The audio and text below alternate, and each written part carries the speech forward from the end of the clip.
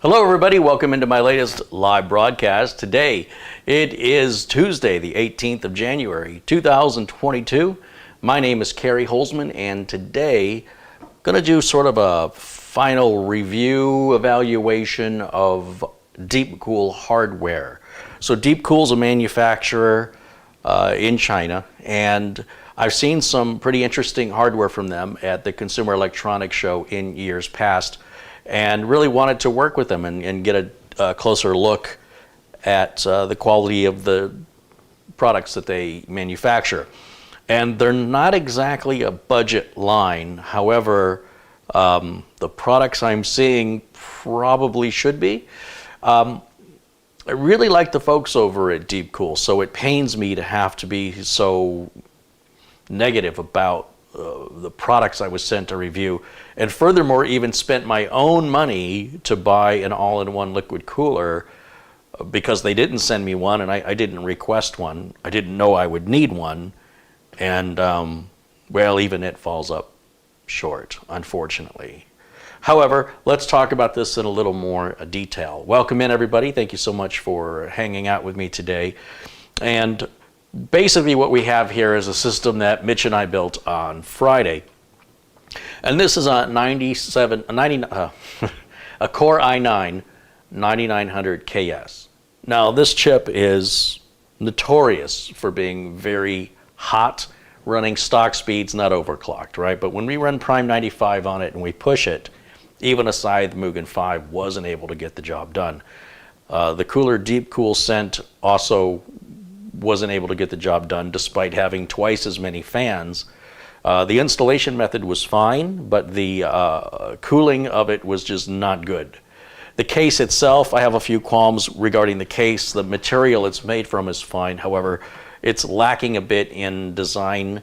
It's mostly good, but it really could use some improvement at this price point, considering the competitors like NZXT, Corsair, Fantex, Fractal Design, etc. You could still be in that price range for those name brand products for this sort of an off name brand, at least here in the US. And I think you'd be getting a better quality product from them than you would from DeepCool, unfortunately. And while they do a lot of things right, some of the basics it seems like they've missed out on, including a non-removable power supply shroud, no cutout for the power supply, for access, and there were a host of other issues that are coming to mind right now that I mentioned in Friday's video if you want to watch that. But given that neither the Scythe Mugen 5 nor the cooler that DeepCool sent was capable of keeping this 9900KS cool when pressed hard for, I would say 20 minutes, but we couldn't even get as far as 20 minutes. I decided perhaps a liquid cooler is the best way to go on the 9900KS, and I went on Amazon. And let me go off camera here for a second because I have the box sitting back here. What I bought was $90, and well, let's talk about it for a second. This is the Captain 240X white liquid cooler. The fact that it says anti-leak technologies, that shouldn't be on the box. For crying out loud, it's a liquid cooler. One would assume it has anti-leak technologies in order to be a liquid cooler. It would sort of be like saying these new tires have anti-puncture technology. That doesn't mean they can't be punctured. That doesn't mean this can't leak. It just means that we're using anti-leak technology. That doesn't even deserve to be on the box. That's just ridiculous. But beyond the marketing, and it may be some language barrier there, the cooler, once it's installed, and you can see I've got it installed here, I did this last night. Once again, DeepCool does a great job with the mounting technique. They do much better than Cooler Master or Enermax as far as my opinion goes, on, or even Noctua for that matter, on how their coolers mount. But the coolers themselves underperform. This cooler, which is a 240 millimeter, you'll see it's got the black fans up here. This part is RGB, but the RGB is very limited to what it can do. You'll see I've got the G.Skill Trident RAM in there, since this is a very attractive case. And I'll power it on and I'll show you what it looks like all lit up. But the RGB limitations on this are pretty significant. Basically, it's like, I would like to see this function as a clock. I think that would be really cool. But also I would like to see it be able to cycle around, which it does not do. Instead, it just kind of flickers through different colors or a solid color, and you can adjust the speed with which it flickers, whether or not you want it to flicker, and then there's 3 brightness settings. There are other RGB that we've seen that you cycle through, and there's 30, 40 patterns. This one has about 12 patterns, and that's about all there is. With regards to the cooling, this could not keep the 9900 KS cool beneath it. I think I got further with this than any other cooler. I think we made it to 15 minutes and we hit 100 degrees.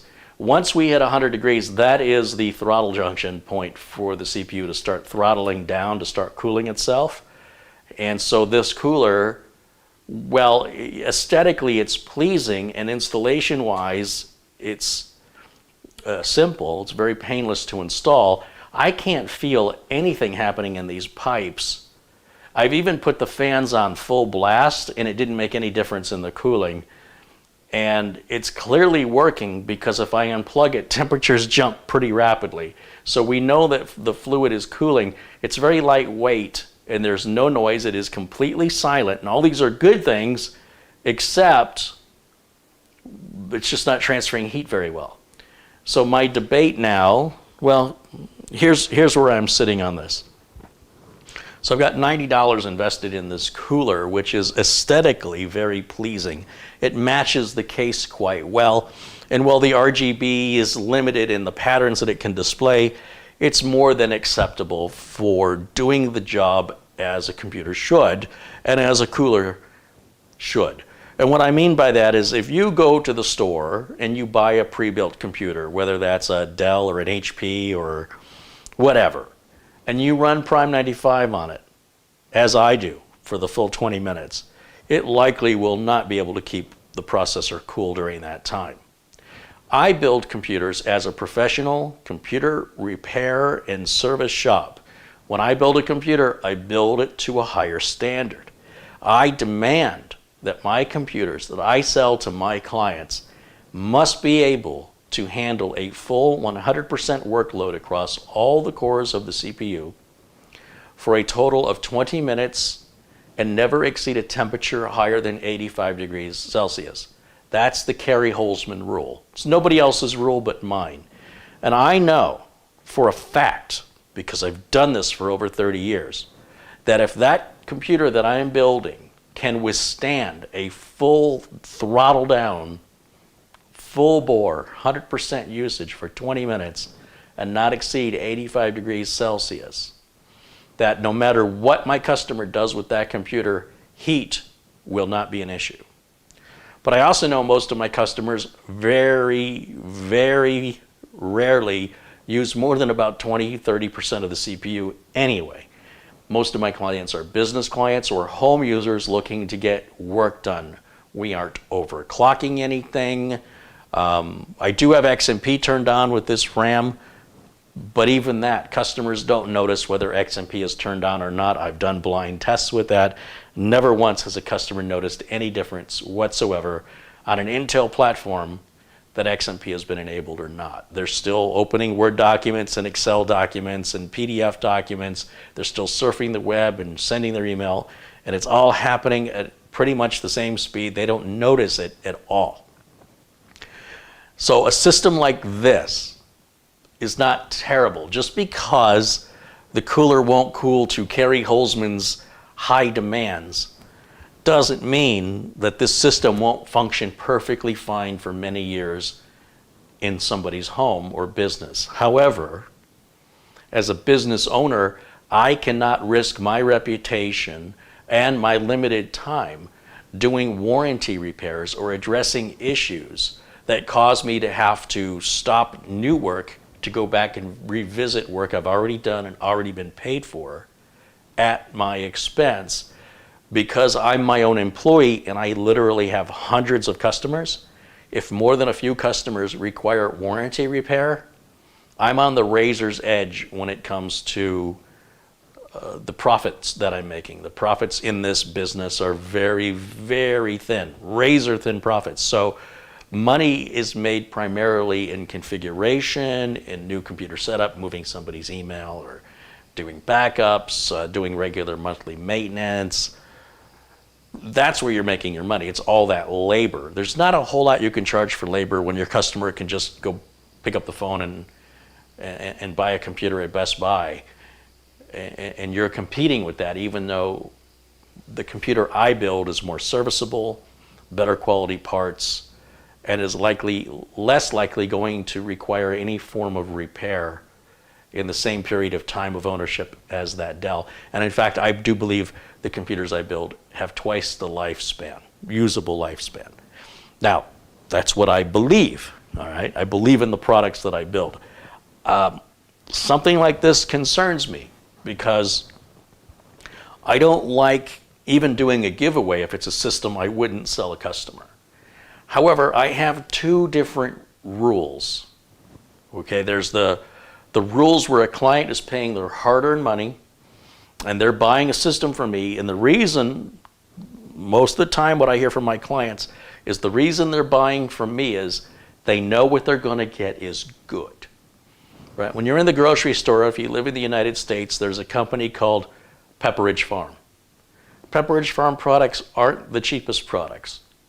But for the most part, when you buy a Pepperidge Farm product, you know what's in the bag or the box. Whatever is in the container is going to be delicious. And you pay for that. And Pepperidge Farm doesn't have a budget line of crackers or a budget line of cookies or biscuits. They are an upper shelf snack or cookie. In much the same way, we have top shelf cars, whether we're talking about Aston Martin, Rolls-Royce, Jaguar. We have top shelf liquor, right? Tito's vodka versus Popov or Smirnoff. You would likely have the exact same vodka, and the only difference is the marketing, which relegates what the price is. So what I try and do for my customers is I try and build them not the top shelf, but not the bottom shelf. I like to go right in that middle and then charge them that middle price. And I truly believe, from experience, remember, I've been in business I've been doing this professionally for over 3 decades, and I've had my own business over 2. The reason I haven't gone out of business is because I haven't been trying to do what the big manufacturers do, which is cut corners in order to achieve a higher profit margin. So everything is modular. Anybody can work on a system I build. They don't have to come back to me for service. I hope they will, but they're not contractually obligated, nor is any of the hardware such a design that nobody else makes it but me. That's what the big manufacturers quite often do. I don't play that game. I want customers to come back to me because they choose to, not because they have to. That's why I'm a terrible businessman. I'll never be a millionaire with that mindset, because I don't take advantage of people and I don't exploit people. I treat them the way I would want to be treated. But when it comes to a system like this, we have a system with the DeepCool power supply, the DeepCool case, and the DeepCool 240 millimeter cooler. It's all designed to fit together well, and it does. However, and I haven't really fully tested the power supply, but the case is lacking a little. Power supply is a little safety concern I'm worried about with the holes when it's reverse mounted, which wouldn't be an issue in this case either way because of the power supply shroud. And the cooler performs woeful for a 240 millimeter all-in-one. It's very disappointing. I expect a cooler should cool an i9 9900KS easily. Easily. If it was a 140 millimeter cooler, maybe, but I have done all I can think of to try to give this every benefit of the doubt. And every time I run the test, no matter how I've set the BIOS or fan settings, it just won't complete the test to my standards. Now the question for me is, Do I go with a different manufacturer's cooler so this does meet my standards? Or do I leave it as is because aesthetically it's all made by the same company and it looks good together? And this could be a system that gets sold and shipped to a viewer where I can't support it anyway. In other words, if I'm shipping a computer out of state, I'm not going to get in my car and drive to go service it regardless. And it's not like these customers that order computers from me out of state do so very often. Customers in general order a computer, if they're a return customer, about once every 3 or 4 years. So, you know, if your reputation is good and the customer is happy, the best I can hope for is they'll want another one in 3 or 4 years. And there's nothing wrong with the one they will have had, but this one in about 4 years will seem slow compared to what we're going to be building 4 years from now, even though it will run as fast in 4 years as it's running today. The computer isn't going to get any slower, but what people demand the computer to do becomes much more resource intensive. That's generally what happens. Maybe somebody starts getting into video editing, or they changed how they're using the computer, and as a result they want something faster. I've got customers that still have computers that have XP on them that I built. They don't turn them on, they have them. I don't know why, but they always tell me they still have them. And of course we build them a whole new computer at that point. We don't even try and upgrade those old XP computers. But you know, it's flattering that they don't want to get rid of it because it still works, but they can't use it for anything because it's so out of date. So I'm on the fence about putting a different manufacturer's cooler in here, which I'm sure will handle the cooling of the 9900KS just fine, or leave it as it is, because in all likelihood anybody who owns this computer will likely never run into a heat issue because they wouldn't run it that hard to begin with. Like I said when I started all this obsession the internet has with cooling is completely impractical, because very few people use their computer in such a way that would ever create a heat situation. Now, overclocking, you can throw all the rules out the window then, because at that point that's an entire exception that you're going to be increasing the heat as a result. That's a given. We're just putting everything stock. And when you have everything stock and you're just running the computer, it's running a nice 30 degrees centigrade. It maybe jumps up to 50 at most. But when you slam it with Prime 95 and you let that run for, like I say on this, it's about 13 to 15 minutes, we do hit 100 degrees Celsius. And of course, when that happens, I don't need the test to run any further. It doesn't hurt anything, by the way. It's just that the CPU starts to throttle and the system performance will start to degrade until it can cool itself off enough and bring the performance back again.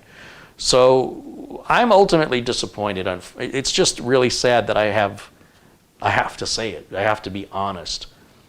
I really like working with the people at DeepCool. They're fantastic people, and I want to like their product. And I would not have done this video if I had thought for one instant that it was going to be something negative or derogatory. Unfortunately, it has not lived up to standard expectations, and especially at this price point. This is the kind of price point I would expect of lower end manufacturers. And so for what they're charging for this case, I think you can get a name brand case with a better design. For the power supply, same thing. For the cooler, now the cooler was a $160 cooler, I believe, but now it's $90. I think you can get a better cooler from Silverstone for $90 that'll do a better job. So let me turn it on. Let me show you what it looks like with all the RGB, because at the end of the day, what we're looking at here is aesthetics, not so much performance. We have a high performance chip and we have high performance RAM, but it's also RGB'd out. And there does tend to be a decision you have to make when you're building a machine. Is it something you want to look pretty, or is it something you want to perform under extreme circumstances without breaking a sweat? And if you want both of those, expect about 100% price increase. In other words, I could build with a higher end board, with a higher end power supply, a better case and a better cooler, and I could spend about twice the amount of money, but in doing so I could accomplish both the look and the performance with the cooling, but not at this price point. But I think you can still do better at this price point for major manufacturers. So let me plug it in, and let's just take a quick look at what this cooler looks like. I've never used the DeepCool all-in-one before. Again, I have to commend them on their mounting installation technique because I think it was very well thought out. I think Enermax and Noctua could learn a lot from DeepCool on that. But the cooler itself, it's lacking. It just doesn't do a very good job. And since cool is literally in the name of the company, you'd think that would be their specialty, right? So let's say the case wasn't ideal, or let's say the power supply wasn't ideal. You could say, well, they're a cooling company, so they should at least be doing the cooling part well. It's like the company Be Quiet. I don't necessarily agree with their designs and the lack of reasoning or logic in why they do certain things other than just because they can. But you'd expect it to, at the very least, at the end of the day, whether it's a Be Quiet case or a Be Quiet cooler, that it should be quiet. It's in the name. So, all right, let's plug a keyboard and mouse in here. You can see just by plugging it in, I got a little RGB on the motherboard happening there. And then let's grab, what's the last thing I need? An HDMI cable. And let me show you what this looks like when it's all lit up.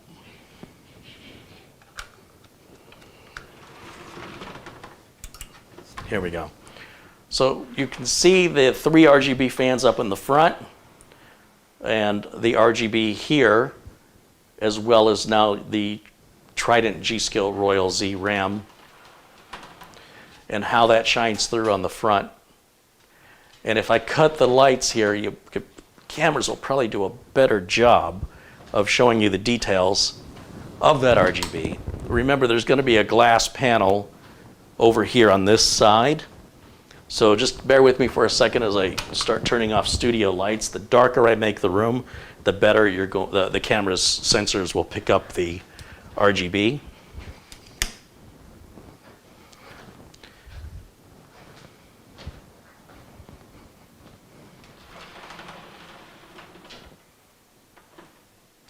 Now there is a button up here to change the RGB patterns.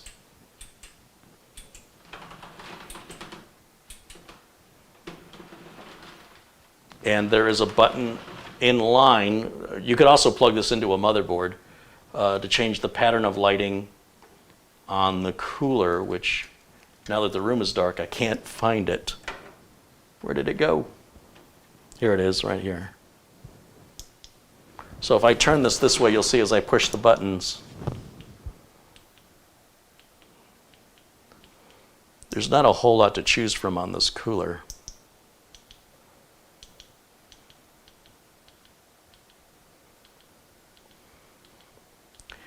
And then what I'm going to try and do is get the camera in a little bit closer, because the light is so bright, you can see it's blurring, so you can't see the details. So let's see if we can get the camera in a little tighter on that.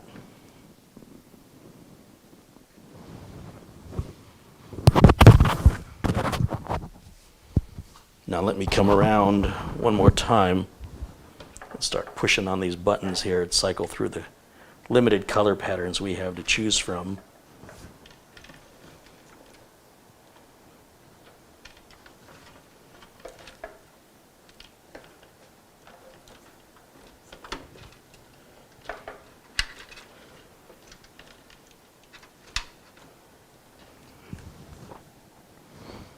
Bear with me for a second. I keep losing it.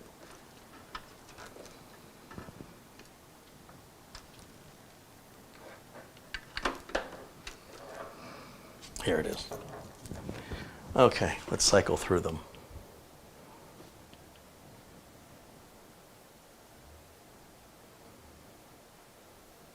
See, I think it would be cool if each one of those little lights lit up individually around in a circle. And even if there was a nice little software tool or something you could download to turn that into a clock, I think that would be amazing. It'd be unique.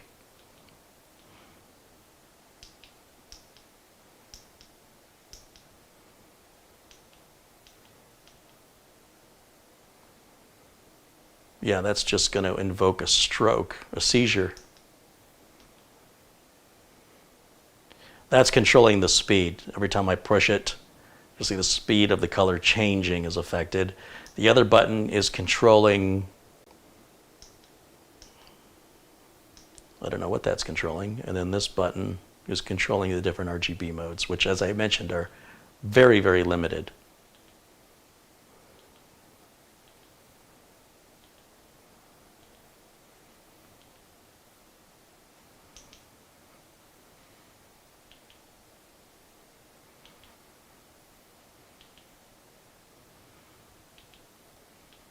Yeah, there's just not a lot of patterns to choose from here.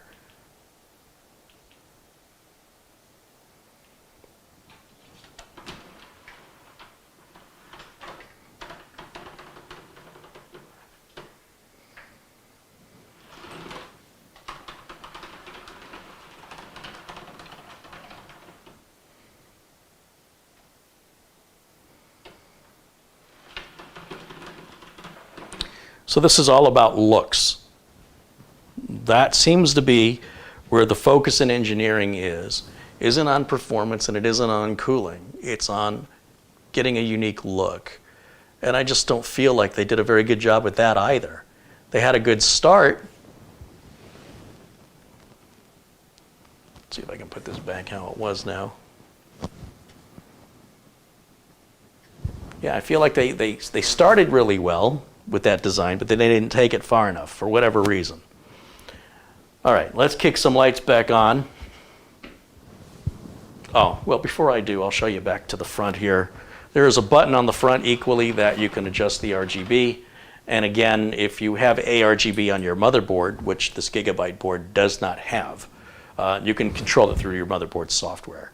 But without the motherboard software or without plugging it into the board, you have to use a piece of hardware. As I'm using a button to control the water block, there's a button to control the fans on the case, which of course would be impossible to sync up this way. And once again, very limited patterns to choose from compared to other cases that we've seen. But that's what you can expect if you want to buy something like this, or specifically this model. That's how that works. So I may just cable manage it as it is and then offer it for sale, knowing that it does not meet my strict requirements for cooling, but in all likelihood, the owner, whoever would buy it, would never ever push the computer that hard for that length of time. So it may be a non-issue. It's just again, I'm quite demanding on what I need a computer to do, or what I expect it to do. And all my color is messed up now that I've done this. Everything is turned orange. Let me shut this off and see if that's going to correct the camera lights. Why is it so orange? What have I done? Oh, it seems like it's, not sure what's happening there.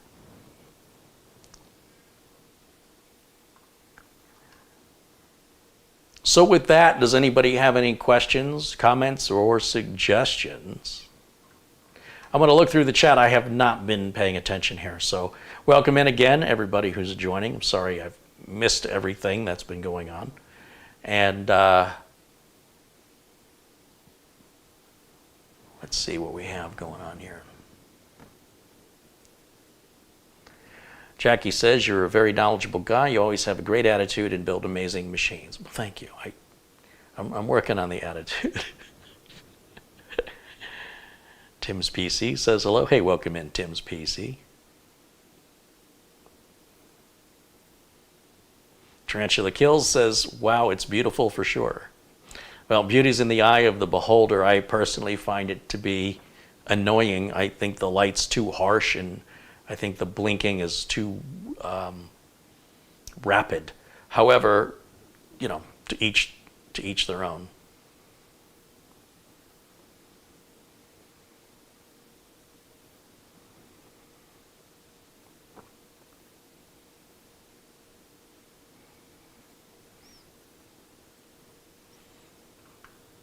John Paul Bacon says, maybe there's software that would give you more options for the all-GB. No, the all-in-one cooler has no USB connection. Therefore, there is no software that would allow that. It does, however, have an ARGB connector, which you can use instead of the switch, but you would need to have an ARGB controller, which on many motherboards from Asus and ASRock and MSI are built in, but Gigabyte seems reluctant to include them for some reason. I can look again, but as I recall, none of the Gigabyte boards I've seen or that I've used have ARGB on them. I don't know why Gigabyte's gone a different route with that. Well, let me just verify. Yeah, they've got a 4-pin RGB rather than the 3-pin. And that's just not the standard that seems to be most prevalent when you're shopping for RGB fans and such.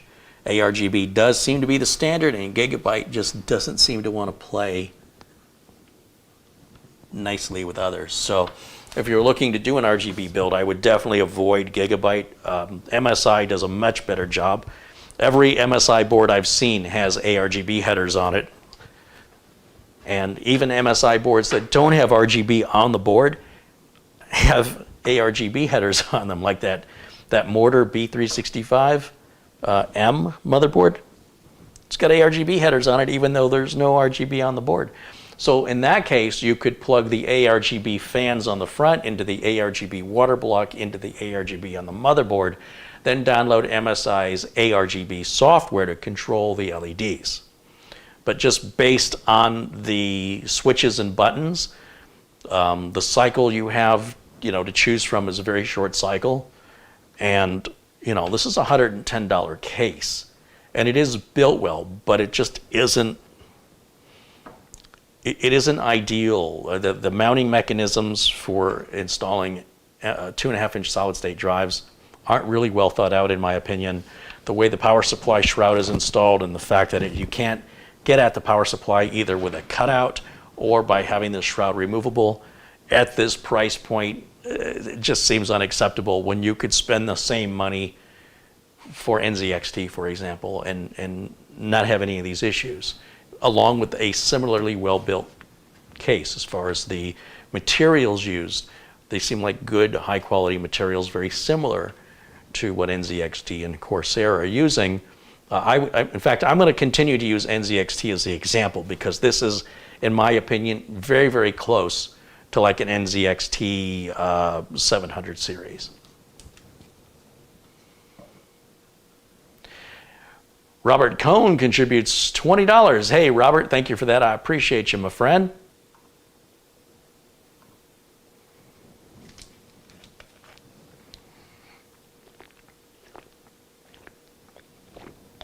William mentions an ARGB controller that you can add via USB. Absolutely, it's more cable management. Speaking of cable management, take a look at the other side. Take a look at what you're not seeing. Because if you just want to add more cables, well, I hope you're patient. Because back here, just stock, without adding any other third-party hardware, you have a ton of cabling you're going to have to manage, including this 4-pin fan splitter that comes with the liquid cooler, which has some double-sided sticky tape. Find a place to put that. You've got a SATA connector for the RGB on the water block, and you've got SATA power for the RGB on the front fans. So you're going to manage that one. Otherwise, we wouldn't even need that cable at all coming off the power supply. Now, the case does have a USB Type-C port on the case with a front port umbilical cable. However, the motherboard does not support this connector, so that will remain disconnected. You'd have to use a more modern motherboard than this one to take advantage of that connector. And kudos to DeepCool for including it. That's becoming more and more standard now on mid-range cases. So I'm not surprised. Does anybody have any other questions I can answer regarding the case, power supply, or coolers that I've tested from DeepCool?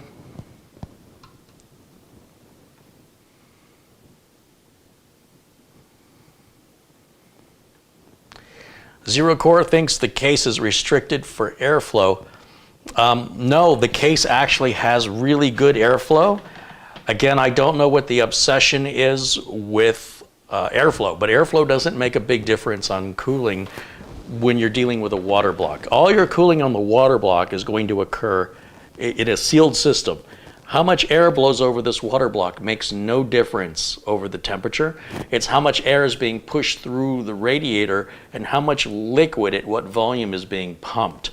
I suspect that this is not pumping the liquid at a higher enough volume per minute or per how many gallons per minute, however they measure that, compared to what other pumps do. And of course, as I mentioned, I increased the fans, all the fans, to full speed just to see if that would make any difference whatsoever on the Prime 95 test. It did not. The idea that a case would result in temperatures that could cause you to hit the limit is purely imaginative. It doesn't happen in reality. If you have a motherboard that's, let's just say it's running, we're running Prime 95 on it, and let's say it's doing 85 degrees. It's right at the limit, right? Maximum temp. And then we seal that case completely up with a liquid cooler, it's still going to run 85. You can use tape and you can cover every hole. It's still going to run 85 because these fans are still going to find air to draw in through a vacuum. Unless you completely make it airtight, nature, it creates a vacuum. It will find the air and it will pull it through. And while that will make a slight difference in your cooling, it's not going to change it by 10 or 15 degrees. You might see 2 to 3 degrees variance from one case to another. And it doesn't take much in the way of holes. You don't need a big hole. Nature will draw more air through a small hole, right? Per square inch. Let's just say you have a hole this big in your case, and that's the only place air can come in, and it's at the front, and you measure how much air is going through that, and then let's say you just have a whole wide open front. It's going to draw less air in that specific spot, although more air overall, but not more than it can pull in, regardless. So then you start forcing air in, that's not necessarily helping you with regards to cooling. There's some argument as to whether or not it's helping from dust buildup. But regardless if it does or it doesn't, you still need to open and dust the computer either way. It's not saving you any maintenance issues down the road. It maybe takes longer to get dusty for some people, but the recommendation of opening the computer and blowing it out once a year is the same regardless of positive or negative air pressure. And furthermore, your power supply is not even a part of this whole ecosystem. So no matter what you do for airflow on your case has nothing to do with the airflow on your power supply. It's totally an isolated system on its own. And so people have this weird fixation and imagination that if they would actually take the time to test what I'm telling you, you will come to the conclusions I have come to. And I guess the difference is I actually do these things because I'm in business and my ability to survive, to be self-employed counts on it. Whereas many of you are hobbyists and you just use your imagination and then you come to a conclusion without actually testing and verifying anything. And then the proliferation of this false information drives me up a wall because I've actually done it. And I've done it here on camera. I've even removed the cooler and ran the CPU without a cooler just to show you, if you're not overclocking it, it depends on the processor, but it doesn't damage the processor at all. It certainly will slow it down, and in some cases it may cause a blue screen. But this idea that you need excessive cooling, I've already demonstrated you can run a computer without a cooler. It's not a big deal. It depends on how the computer's being used primarily. Not the case it's in, not the thermal compound you use. And that's why when it's failing, my test, that's an extreme test. Like I said, no customer would ever run their computer that hard for that long. That's why it's important for me that the system passes that. Because if the system passes that, then I don't have to worry about the customer calling me in 3 months with a heat-related problem. That's all. It's not, an obsession. It's not a an unhealthy fixation on something that's impractical and not pragmatic and hasn't been thoroughly tested by just using your imagination. It's amazing what you can learn when you stop living virtually and actually put these ideas to the test, take the time and run the test and see for yourself. And then you can perhaps understand my frustration arguing reality against imagination. It's frustrating sometimes.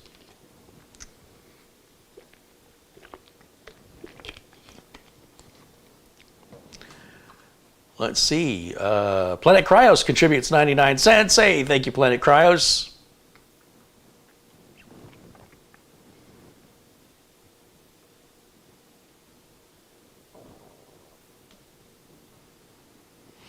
Do I think a triple fan all-in-one would cool the chip better? Bradley wants to know. I think, well, yes. However, there's nothing that suggests a 240 millimeter cooler from another manufacturer also would more than adequately cool the chip. How do you think I've been cooling these 9900 KSs in the past? You can look through my library of videos, and I have used liquid coolers on these that have performed quite well, that are the same size as this. You see, not all 240 millimeter coolers cool the same. The quality of the pump, the amount of volume of fluid they're moving, the design of the radiator, the way that the mount puts a certain amount of pressure on the CPU, all of this are variables that will at the end, when it's all said and done, are going to determine whether or not that cooler is adequate for your needs. So comparing, suggesting that a larger cooler would cool better, yes, a larger cooler would cool better, assuming if it was made by the same company with the same flow, it should cool better. But would it still hit 100 degrees? I think it would. It would just take maybe a minute or two longer. When it comes to using a 240 millimeter cooler from NZXT or Corsair or even Silverstone, I think those would all perform just fine based on my previous experience of testing those coolers. None of the coolers from DeepCool have performed to my level of expectation. Unfortunately, it pains me to say it, but that's the reality of it. So rather than go with a larger cooler from a manufacturer whose coolers are proven to be inadequate compared to competitors, why not just go to the competitor's cooler? That's all I'm saying.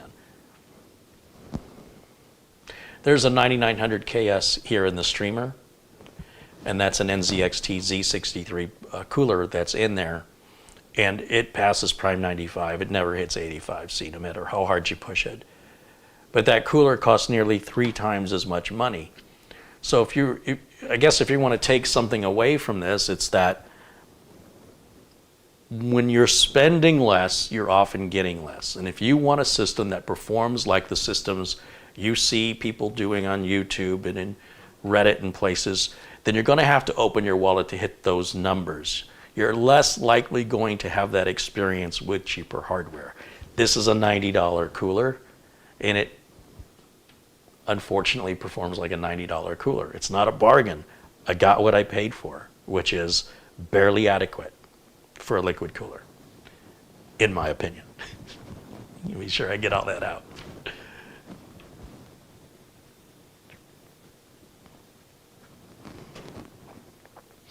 Mike Podakowitz says, hello, hey, welcome in, Mike.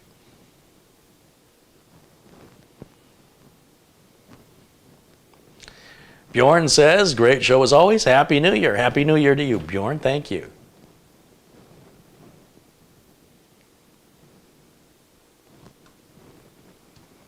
I really, really wanted to say good things about these products.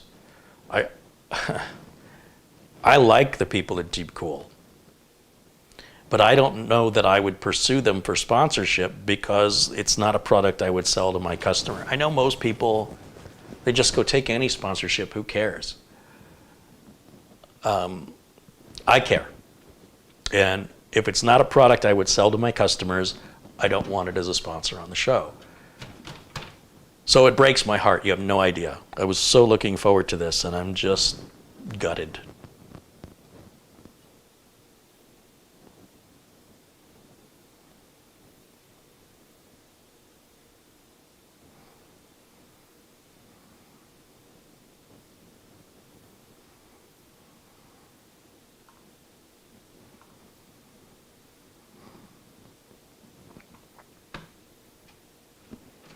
Brian says he likes EKWB. Well, sure, if you want to pay top dollar for a cooler, I don't think there's more money you could possibly spend for a cooler than buying from EKWB. And of course, they work well. So it is, still going to get what you pay for. In that case, I think it would be overkill for this system. So it's really just a question of sell it as is, which is, really no different than the systems they sell at Best Buy. As far as if we push any of those systems at Best Buy that they sell with the same torture test that I subject my systems to, they likely would not pass. So it's not that it's terrible. It would be, someone can own this, and ignorance is bliss. They'd never know that if they were to push it hard for a long period of time that it would have heat issues, because most people just don't push their computers hard. So that's what I've got to make up my mind with now. It's just a shame to have a 9900 KS in it. If that's what we're going to do, maybe pop that out for a 9700K. And if we're going to put a 9700K in it, we don't need that motherboard. We can do an H370 board that's cheaper. And if we do that, well, then the 9900 KS in this board will have to find a new home in a nicer case that has better cooling. Or we sell it as is for what it is, and like I said, it's equivalent in performance, well, not in performance, but in cooling, pretty much the same as most pre-built systems. James Prezi with $5 says, thanks for always sharing your honest opinion and not selling out to bad sponsors. Thank you, James. Planet Cryos contributes $20. He goes, here's to make the stream even cooler. Ed says your credibility is not worth a sponsorship. That's why I keep watching your videos. Well, I appreciate that. Unfortunately, people watching my videos doesn't really amount to much financially. Being honest and sticking to my morals and ethics is resulting in turning down tens of thousands of dollars of profit. And by being honest and maintaining these videos for free, I lose, and I don't even know how much money. I probably turned away over $100,000 in sponsorship opportunity last year, and that could have gone to $250,000 if I wanted to pursue it. I just don't really want to go down that road. But unfortunately, making the content for free and people saying, well, that's why I like you, well, that's all well and good, except your view gets me paid about 20 cents, maybe if you watch long enough. So that is the kind of the difficult spot that I am in, where it costs money to make the videos. The more videos I make, the more it costs. And yet I need to have 10, 20,000 views a day just to break even on that. And then if I want to make a profit on top of it, well, that's where there's sponsorships. Luckily, we do have some great sponsors with folks like RoboForm, also with VIP CDK deals with the Windows and Office keys, which are great savings for you guys in both cases. The folks over at My Computer Works for people that are looking for telephone support in the USA, as well as, there's one I'm forgetting. I hate when I do that. But the sponsors I can count on one hand. And I've had a countless number of companies approach me for sponsorships. And I'll tell you what they want to do.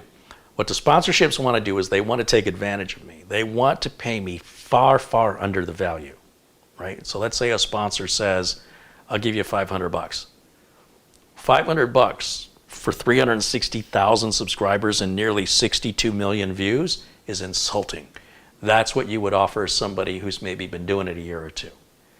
So then if you take a deal like that, I would need to take like 10 of those deals every 2 weeks. So all I'm going to be doing is spouting off commercials. I get 500 from that one, 500 from that one, 500 from that. And by the way, for stuff you would have no interest in, just mobile app games, they want to pay a lot of money. Data recovery that's used strictly when you accidentally delete a file.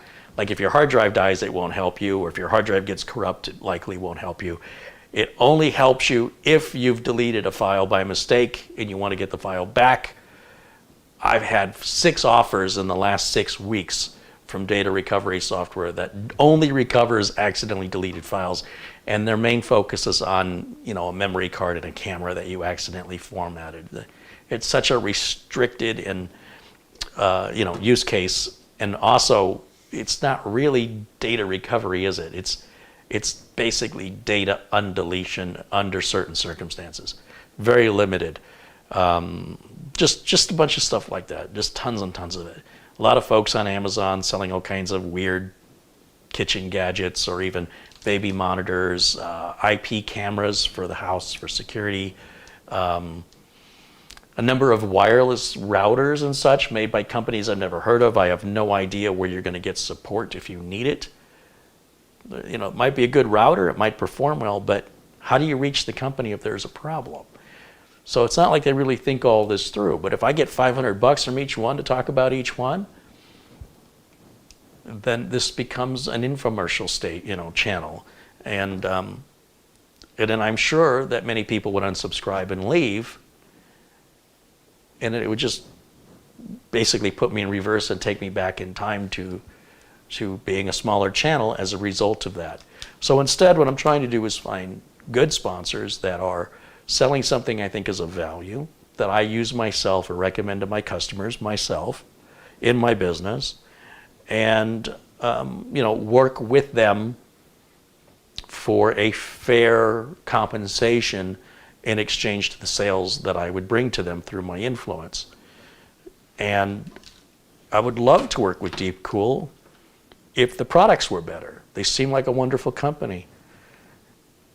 So I had this vision in my head of being able to, start sponsoring and promoting power supplies, cases, coolers, and none of it's good enough for me to do that. So far from what I've tested, I'm not comfortable in that situation. And so I appreciate that they've sent me the product to evaluate, and it may be fine for a home user who's just building a one-off system who isn't going to push it that hard, and that you're willing to accept these design idiosyncrasies in order to reach a certain aesthetic, because at the end of the day, that seems to be where the focus is.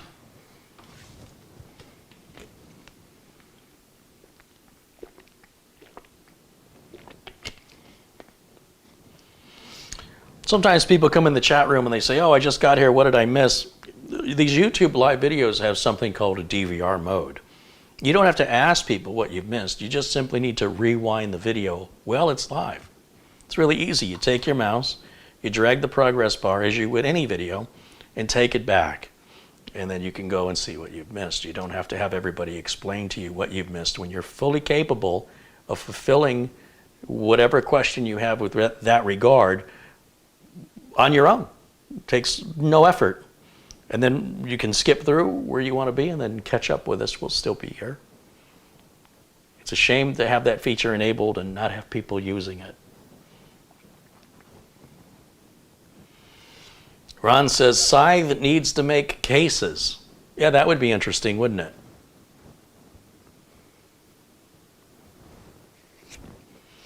Happy Dude is asking if I've tried other DeepCool products. I'm not interested. I've tried 5 different DeepCool products, all of which have come up short.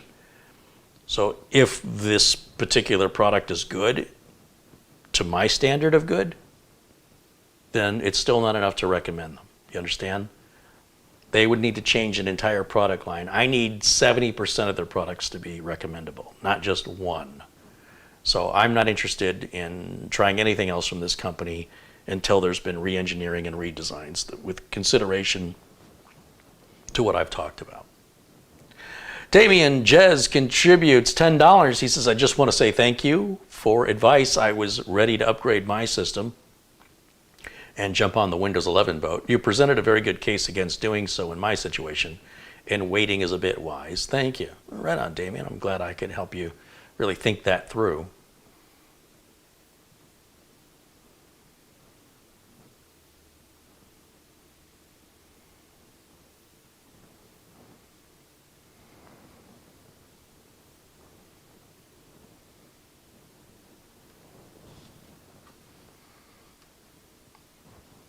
Again, if there's other technical questions, I'd be happy to do my best to provide you answers or point you to where you can find the answer you're looking for.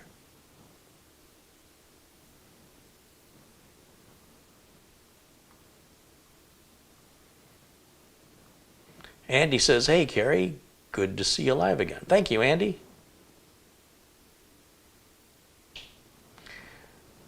Carrie Chazen says, your best video was when you blew out the PC with the leaf blower. Yeah, there's about 15 videos. There's not just one. That's a normal thing. Every computer that comes into my shop for repair gets the leaf blower. That's the way it's been since 2008. I think I've been doing that now for about 14 years. It's never caused any damage. I don't film all of them. In fact, I only film about, out of all the ones I've blown out, you've probably seen about 5%, 3%. Most of the time, I just don't have time. I get the machines out there, I get them blown out, and I get to work. I don't have time to film it. It also damn near ruined one of my cameras. Just got dust into the lens and the mechanism. So, you know, the sacrifice I made to make that video, but I'm glad you enjoy it. Mayori contributes $4.99 and wants to know, what cooler would I suggest for a 12900K? That's a good question. I haven't used a 12900K, so at this time I have no answer for that. I'm sure there are probably other websites and YouTube channels that have already addressed this, and I would follow their recommendation, or certainly consider their recommendation.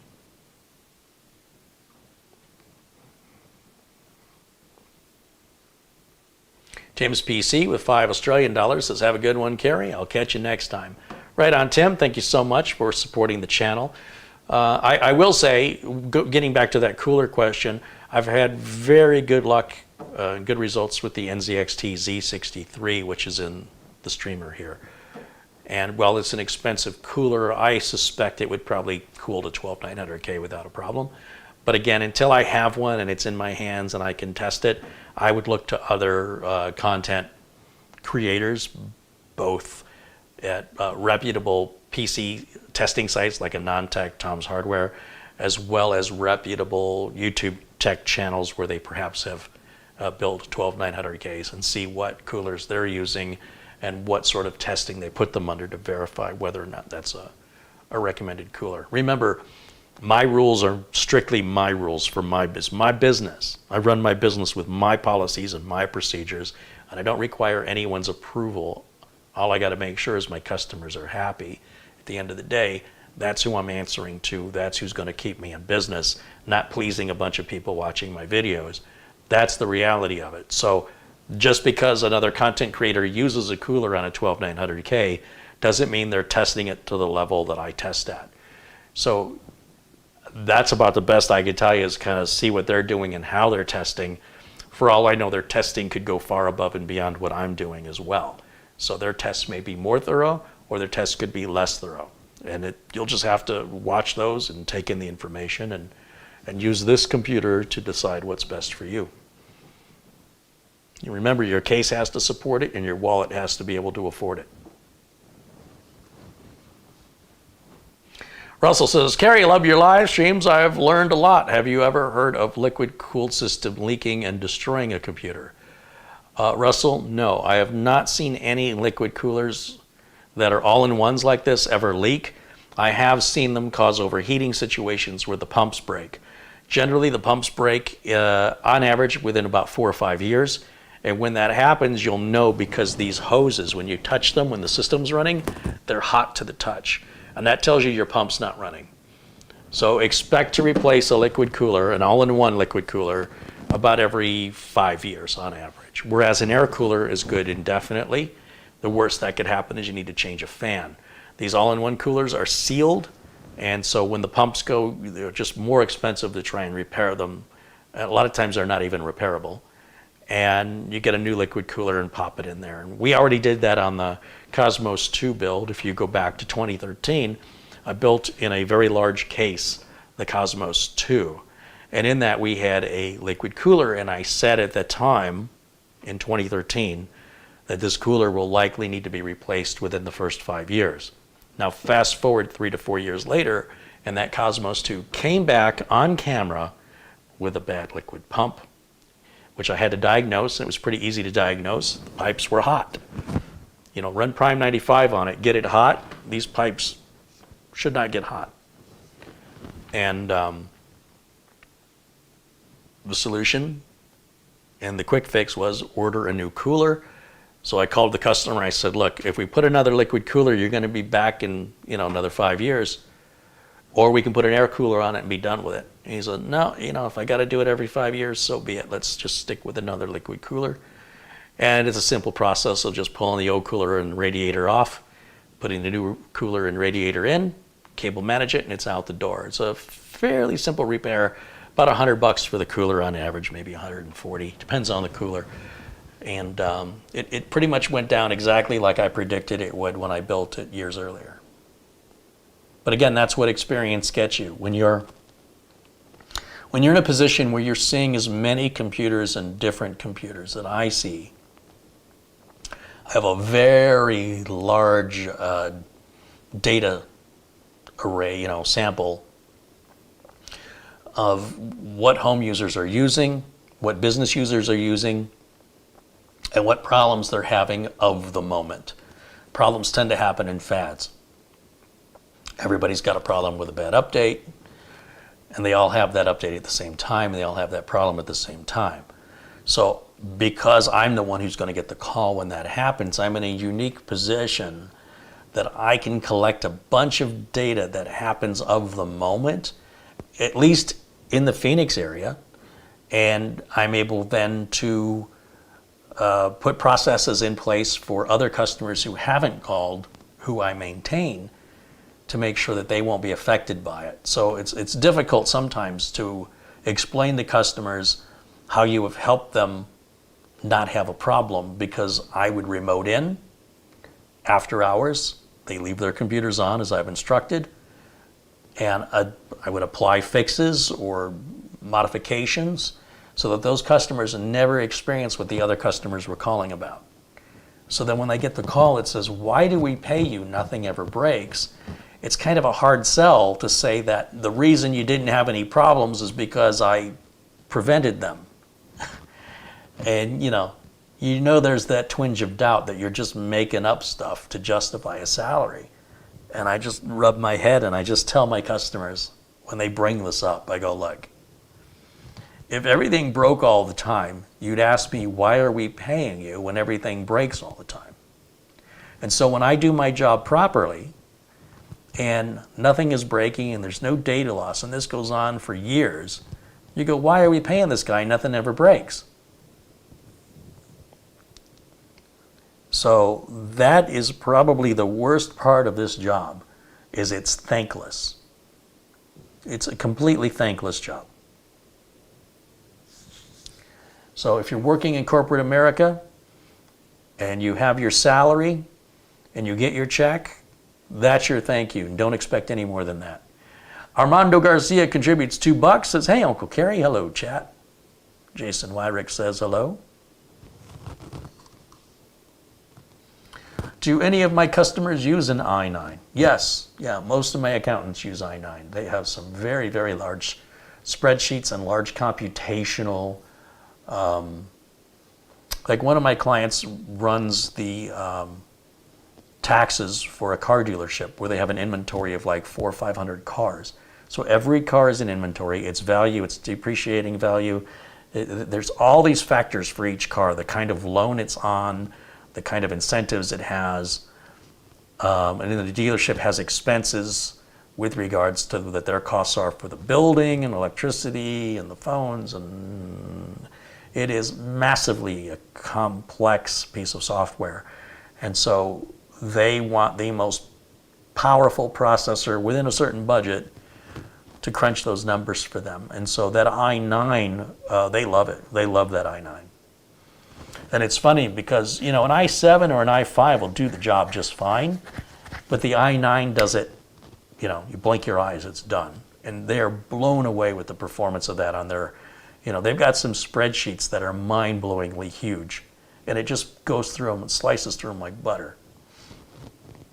I'm trying to think if there's anybody else that has an i9.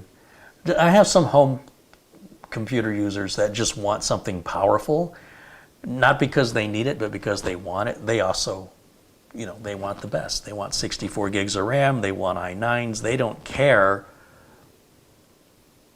what the processor's capable of. They just want the best. And so that's what they get, you know, without moving up into Xeon territory.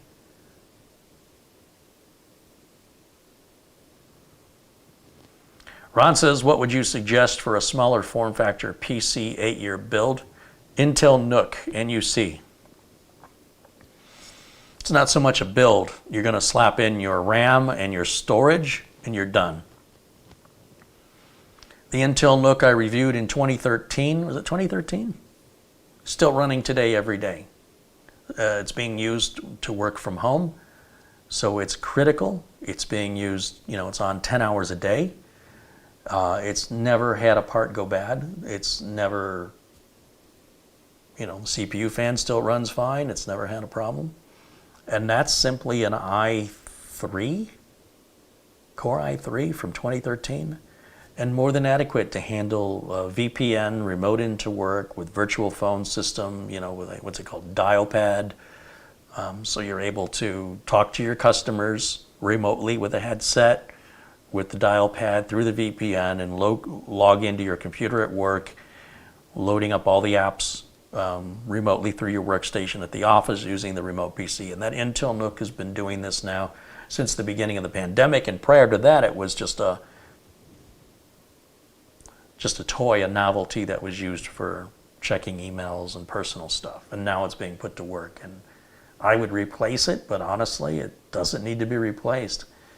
So if you go back and look at that original Intel NUC, and I think it was 2013, it hasn't changed. It's the same computer today. It's in the same shape. It looks the same. It performs the same. It's probably one of the best investments I made as far as a computer goes. And it, you know, it's built in like 8 minutes. How long does it take to put in an M2 drive and some memory? Just snap them in and close the lid, load your operating system, and get to work.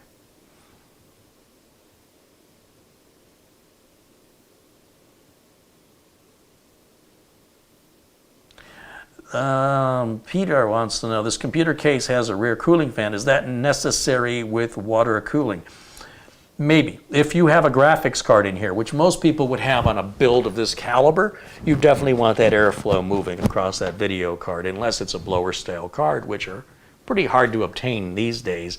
You think a regular graphics card is hard to get, try and find a blower style card. So yeah, I would say that the rear case fan would be helpful in that situation. And the way that the system's configured now, if I turn that rear case fan off, it would make no difference whatsoever. Yeah. And nor does it need the 3 fans in the front either. This is mostly an aesthetic. And the rear case fan, obviously the manufacturer of the case doesn't know if you're going to put an air cooler in or not.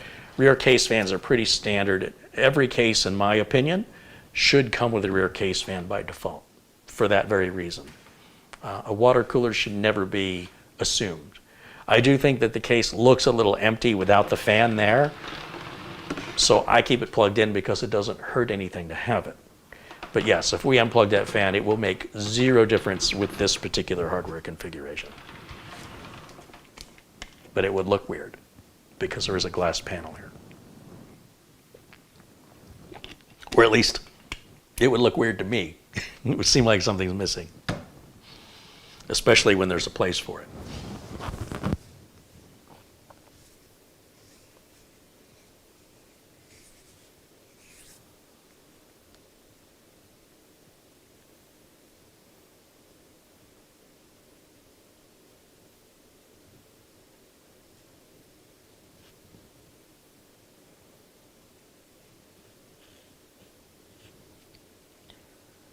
All right, have I missed any other questions here?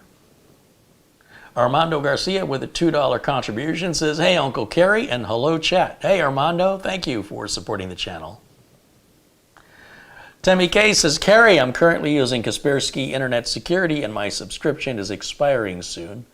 I'm debating whether to renew again with them or go with Malwarebytes Pro.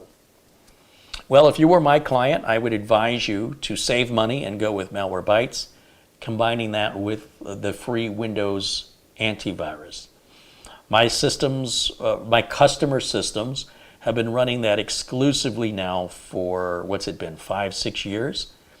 I haven't seen a virus infection on any computer from any customer. How long has it been? I know Mike Smith and I, the last time we talked, he's still seeing a lot of virus infections. I'm not seeing them. It's been years. It's been years. Whether it's a system I maintain or it's just a random phone call from somebody who's never utilized my service, they're just not calling with viruses anymore. At least they're not calling me. And as for my customers I maintain, there's been nothing. So I'm sticking with the Malwarebytes Pro and the Windows Defender and use whatever works for you.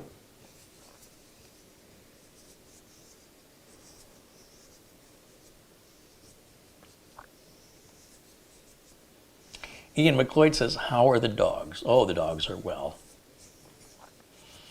I'll get to see them tomorrow, and I brought lots of dog treats for them, so I'm sure they'll be happy to see me.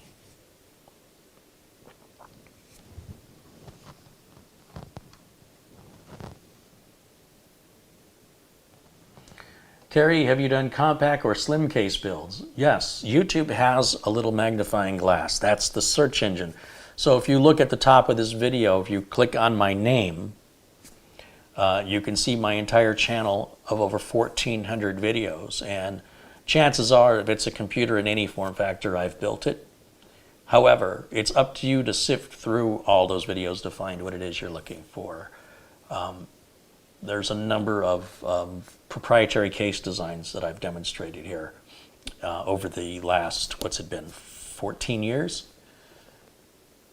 I don't know if many of them still exist, but I've certainly done my share of them, and they are not fun to work on.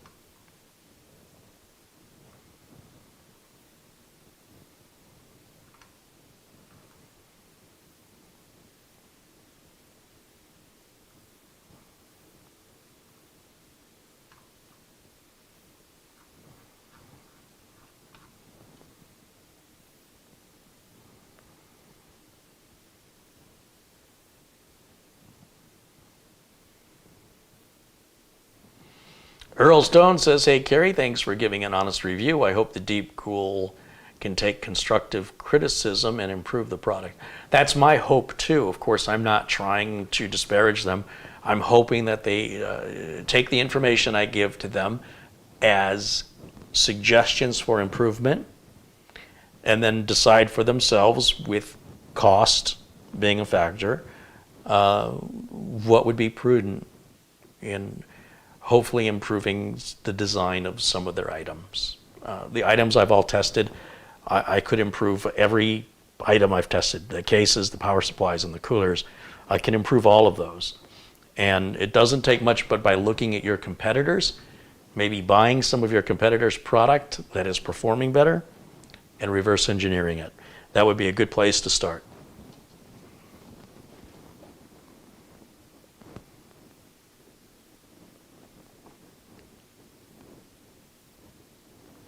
Planet Cryo says, are you still thinking on going to a paid subscription? If I want to continue to make videos of this caliber, do you have any idea what this costs in parts? You can price out these parts, right? I had to buy the liquid cooler. I didn't have to, but in order for me to complete to my standards this video and to evaluate the DeepCool products, I couldn't just count on what DeepCool sent me. And they're sending me stuff from China. It takes forever to get here. So I had to see what was available at Amazon that I could get right away. And so when we're all said and done here, we have the equivalent of I don't know, $1,500 in parts. There's a Samsung 970 EVO Plus 2 terabyte in there. The 9900KS is a $700 processor. The RAM is worth $300. I think it's about $300. So when it's all said and done, we've got $1,200 to $1,500 in one video. Now, if I want to make a video every day and I'm going to do a build, I'm looking at $1,500 a day of expenses. That doesn't include my rent and electricity and cell phone and food and all the other expenses I have, right, just to break even. So then that means, well, then I have to change the content to do something that doesn't cost as much. Like my cooking videos, I can show you how to cook something. It costs me next to nothing, and I make the exact same amount of money per view. Think about that. So the idea is that in order to make videos with the frequency and of the content caliber that I want, it costs money. So where does the money come from? If people are generous and they're giving in Super Chat, that's all well and good, but YouTube's taking 30% of everything you give. There's a site called I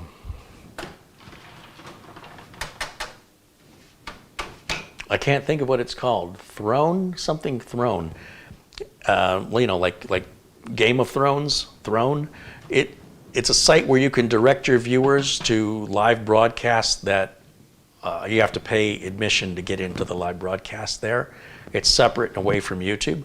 Or I can offer paid subscriptions here at YouTube for member exclusive content, or I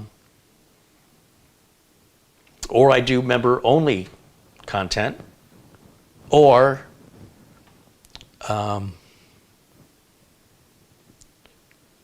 there are other opportunities that exist for me outside of the YouTube realm that may prove to be very lucrative. However, I enjoy doing the YouTube stuff. So even though it's maybe making me less money, and has been since I started it, the potential that it could actually earn me enough money to, you know, own nice things is always there. I see people like Greg Salazar, he's got a Ferrari in his garage. I don't know what he's doing, but I'd sure like to know that if he's got the kind of money that he can buy a Ferrari and he's doing YouTube stuff, what's he doing that I'm not doing? He's working harder. I'm not at that level. And like I said, I'm in the market right now to buy a house in Michigan, and it's going to cost me $500,000. I'm nowhere near that in my savings account. Not even, I wouldn't even tell you because it's embarrassing. I have a long way to go. And if a house does appear that I want at that price, I have enough to put the down payment down. But my preference is to pay cash for it. And so I'm buckling down and doing what I can in order to make a decent living instead of scraping by, you know, as I have been. For the most part, when I get paid from YouTube and I get my Amazon commissions, I have enough to pay off the credit cards for all of the hardware that I bought, enough to pay the rent and pay the electric bill and maybe go out to dinner a few times, and then I'm back to zero again. And I'm getting too old for this. So I'm trying to find sponsorship opportunities where membership, the nature of what I'm getting paid for is more in line to the level of experience I have. I'd also prefer to be in an environment where I'm not subject to the criticisms of know-it-alls who have never done what I do. They don't do it professionally, they've never made videos, but it doesn't stop them from knowing everything. And that gets maddening to listen to some moron who's done nothing tell me how to do anything when they were never asked for their opinion and they never paid for the content. So if people pay for the content, then if they have a criticism, I got it coming, right? Because I charged for something. If I build a system for a customer and they have an issue with the system, it's not for me to defend it and say, it's good enough. It's for me to say, how can I make this right? But when someone's getting something for free and they complain or criticize or tell me how to do it better, when they themselves have no example, it's maddening because they should not have seen the content unless they paid for it. And if they didn't pay for it and they got the benefit of watching it, whether they liked it or not, it's like a movie. You can go see a movie, and if you don't like the movie, you're not getting your money back. You can watch a movie trailer where the items or the things that happen in the trailer never happen in the movie. If that's not false advertising, I don't know what is. But you won't get your money back. This is the same with software. This is the same with media. And yet here I am giving it away. And probably the worst thing I'm doing business-wise is giving these videos away. I was hopeful that the kindness and the generosity of the majority of viewers would benefit me more than charging. But it turns out it's pretty much universal that when you ask somebody to give what they think it's worth, they give you nothing. And I learned this lesson when I first started in business many, many years ago. And I remember I did a telephone line job. I was running some new telephone lines for a guy in his house. And I was probably 19 years old or 20. And I just didn't think I don't know what something's worth, The guy says, what do I owe you? I go, well, pay me what you think it was worth. And he gave me 20 bucks. And I was pissed off. I was pissed off at myself. I mean, I'm up in an attic and I'm pulling cables and doing all of the, look, if I fall through the ceiling, not only do I get injured, but I'm responsible for the damages. And for all that liability and working in that hot attic, he gave me $20. And I was pissed off. And I never took another call from that guy ever again. So that's it, I'm done. So if somebody says I'm expensive, good. If your customers are tipping you, you're not charging enough, number one. Number two, never tell a customer to pay me what you think I'm worth unless you're willing to accept nothing. That has been my experience. And despite having that experience, I still remained hopeful that in the end, that the YouTube stuff, the viewers would make up more than any sponsorship would. But it turns out taking like $10, $500 sponsors and littering my videos with advertisements throughout, how many videos do you watch from other content creators where right in the middle of the video they stop and talk about some product? It's annoying. And you probably fast forward it just like I do. And some of these content creators do it 2 and 3 times. Well, guess what? Those are the content creators with Ferraris more than likely. And unless I start playing that game and I'm just going to count on human kindness, I'm probably going to forever be stuck where I'm at. So there will be changes coming up. I just haven't decided what those changes are going to be, to what level and at what expense. But it come to find out that if you don't reach out for the food, you will not get fed. Nobody's going to stand you aside and get you some food. In America, you've got to fight for your place. You've got to take what's yours.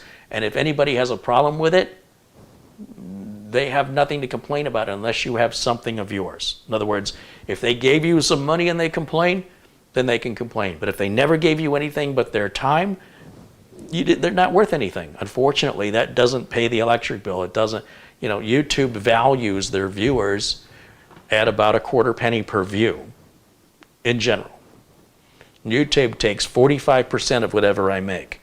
If I were going to make $10,000 this month, which I won't, trust me, but just to make the math easy, if I made $10,000, YouTube takes $4,500 of that. The $5,500 that is then sent to me, I am responsible for a self-employment tax, which is about 30% in the United States. So what does that leave me with? It's painful.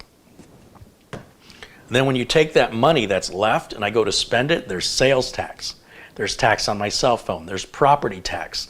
There's tax on electricity. There's tax on water. There is nothing I can't take the money that's been taxed and what I have left and use it for pretty much anything. Groceries, going out to eat, taxed, taxed, taxed. And at least in other countries where you pay all these taxes, you get health care. I don't even have that. So I got to stay healthy, and I got to put money away in order for me to get to where I need to be while I'm still young enough to have the energy and drive to see it through. So things are going tick-tock, tick-tock. The horizon is becoming in my line of view. And if I'm going to get something done, at some point, being the nice guy isn't going to work anymore. And you have to turn it into a for-profit business that will annoy the hell out of people when they see all the ads. But that'll put me in my house and have my car and live the lifestyle I'd like to have. Isn't that nice to know? It's depressing, isn't it? Unless I win a lottery, but I don't play the lottery, and last I checked, you can't win it if you don't play it. I don't earn enough money to just flush it down the toilet for the lottery. So that's the battle I face if I want to do YouTube full time. I still have my business.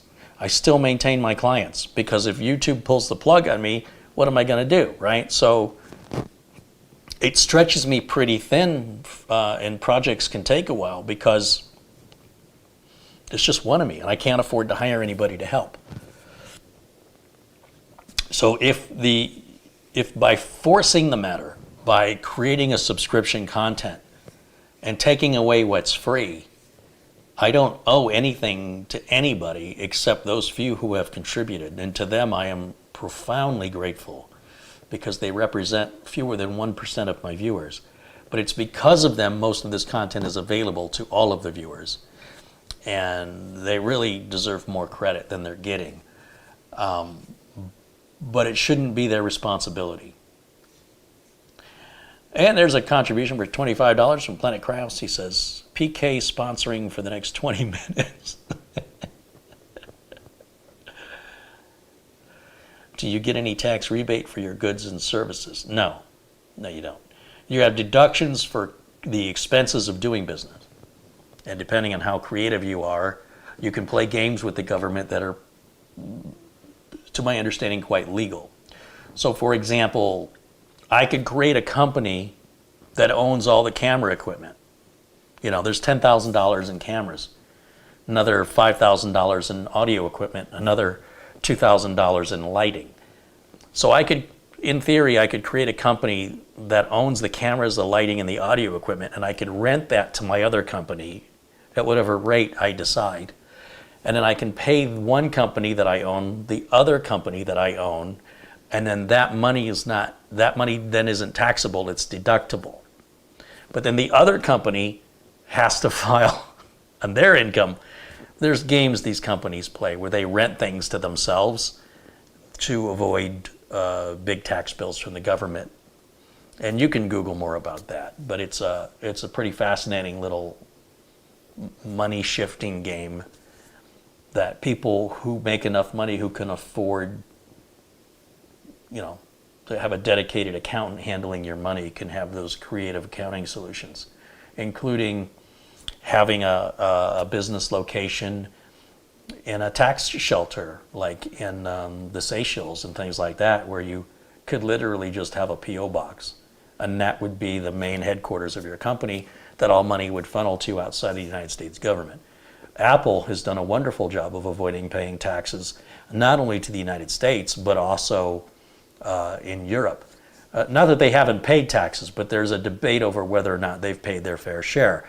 People like Donald Trump, who claim to have paid no taxes at all, or so is claimed, do so because of creative accounting. And you'd think the people who make the most would pay the most, but it's quite the opposite, at least here in America. And so that remains a challenge for me as well, as I try to determine what I need on top of what I have to pay to get what I need.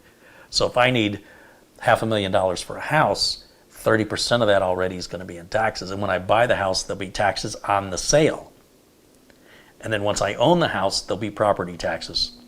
So the taxes never end. There's taxes on taxes on taxes. When I buy gasoline for the car, it's taxed.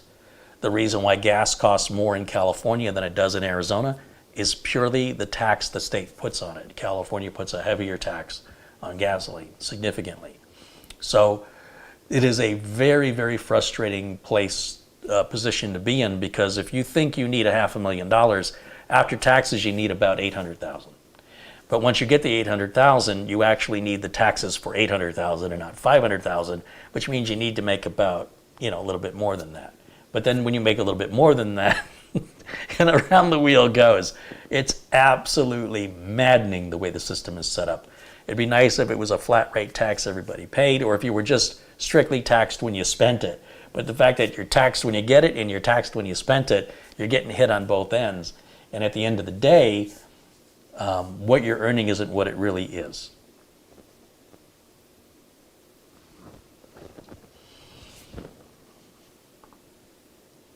Armando Garcia says, contributes $2 and says, what's the cost of a sponsored video?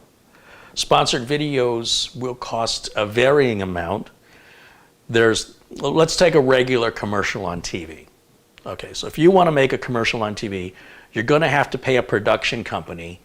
You're going to have to pay actors. You're going to have to pay script writers. You're going to have to pay a marketing company. You got to pay development costs, and then you're going to shoot more than one. You're going to shoot several.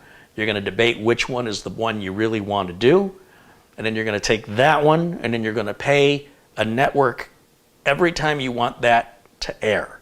So you're going to have $200,000 at least in making the ad.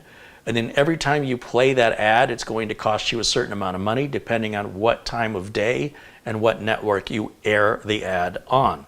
An ad during the Super Bowl costs a lot more money than an ad during daytime TV. So when people want to know what an advertisement costs for me, it depends. Am I creating the ad?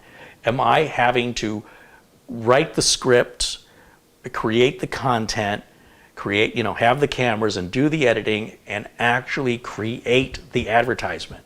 Because that's one big cost for that, as you can imagine. You're basically renting my cameras, you're renting my equipment, you're renting me, my talent, and my time. That's not going to be cheap. Now, you want to air that ad? That's going to cost money. Now you've got the ad created. That's your ad. You can send that off to other YouTube channels and let them air it. That belongs to you, just like a commercial. If you want me to air it, it's going to cost more. How much is it going to cost? It depends. How big is the ad? Are we making a dedicated video strictly talking about your product? Or are we just going to do an intro? Or are we going to do something at the end? Do you want it in the middle? All of that varies on how much an ad would cost. There's no set amount. There's a lot of variables at play there. But overall, the biggest part of the advertising is the ad. So if a company has an ad already made and they want me to air it, $500. I'll air their ad for $500. If they want me to create the ad, it's somewhere around $1,800 to create the ad. So if they want me to create and air, you're looking at around $2,300. And unfortunately, the companies that are asking me don't have a $2,300 budget. They're little teeny tiny companies. And I say to them, well, you need to go to a little teeny tiny YouTube channel, right? I'm kind of in the lower end of the middle. So I want companies that can afford those advertising rates and furthermore, see how cheap they are. But those companies like Samsung, Coca-Cola, LG, I'm a little player. They don't want anything to do with me. I'm not big enough. So I'm really kind of stuck in the middle where I'm too expensive for the little guys and I'm too small for the big guys. But you can rest assured that the big tech channels are charging $10,000 plus for advertising and sponsorship per video on the big tech channels.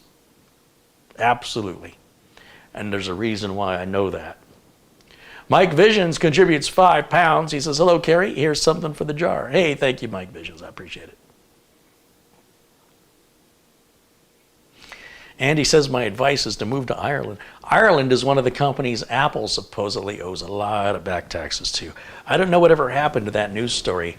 Was it about 2 years ago? They were, the Irish government was very much upset with Apple and claimed that they skipped out on paying millions. So I don't know how that worked. Demi K with $5 Canadian says, Kerry, you're absolutely right. You need to do what you need to do to earn a buck, and thanks for all you do. Well, there could be consequences, right? It could upset a lot of people that end up leaving the channel and causing the channel to get smaller. And that's a hell of a price to pay for sponsorship. On the other hand, if they're paid memberships that cause the channel to get smaller, that could actually be beneficial to have a smaller channel that earns way more money, right? So sponsorship is going to pay the same unless people start unsubscribing due to all the ads, in which case the sponsors don't want to pay as much because the channel's getting smaller. But for memberships, as the channel gets smaller, the memberships get worth more because it becomes more intimate and more personal. So I think I could earn a crap ton more money with memberships, and 90% of the viewers could leave and I could earn 4 times the money I'm making right now. So figure that math out in your head. It's crazy. Carl K with $10. He says, here, here's for you. Hey, thanks, Carl. Thank you also, Temi.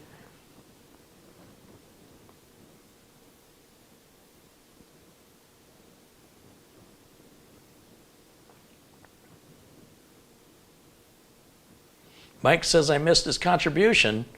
Mike Podukowitz, where did it go? Oh, there it is. He says, this is Mike Podukowitz, contributes $10. He says, Malwarebytes and RoboForm, great products. I have both on my system. Well, again, if I wouldn't recommend it to my clients that have kept me in business for all these decades, I certainly wouldn't recommend it to my viewers. And again, as far as a business acumen goes, it's not a good business mantra to create money. It creates great loyalty, but not so much in the fundage. Daryl Loftus contributed $10. He says, thanks for all your knowledge, Uncle Kerry. Amazon gift card sent your way as well. Well, thank you. Captain Blinsky 58 contributes $5. He says, Reggio the cat says hi. Well, hello, Reggio.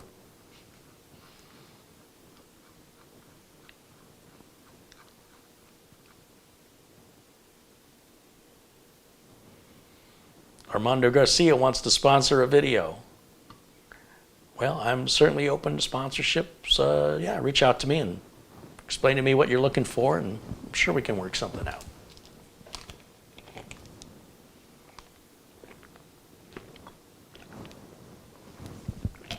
I'm trying to avoid doing a lot of ads in my videos. I really don't want to do it. I'd rather go memberships than do ads. I just don't want to be that guy. But I might have to. We'll see what happens.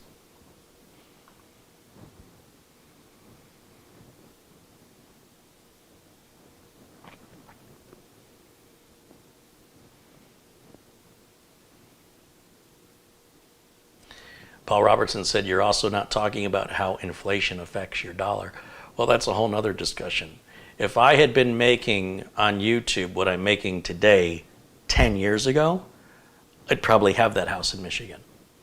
Unfortunately, it was the worst possible time to buy a house.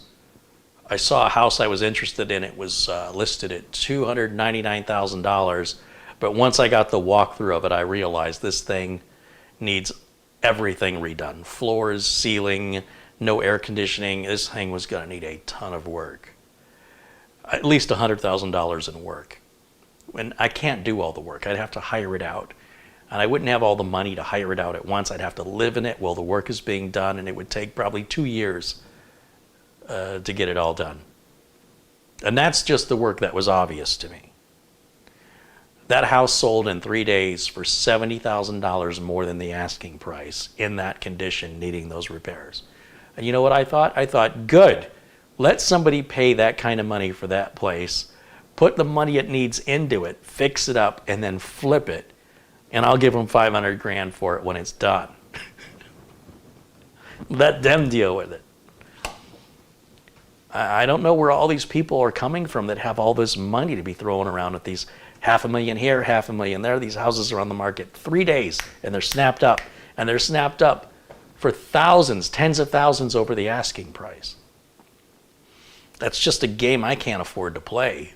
So I'm keeping my eyes open for a place that meets my requirements, but I'm in no hurry yet because the money ain't there. You know, like I said, I can put a down payment down, but I'm I'm not financially there yet. Until I do something more aggressively here that many of you are not going to like, which is charging for the content, the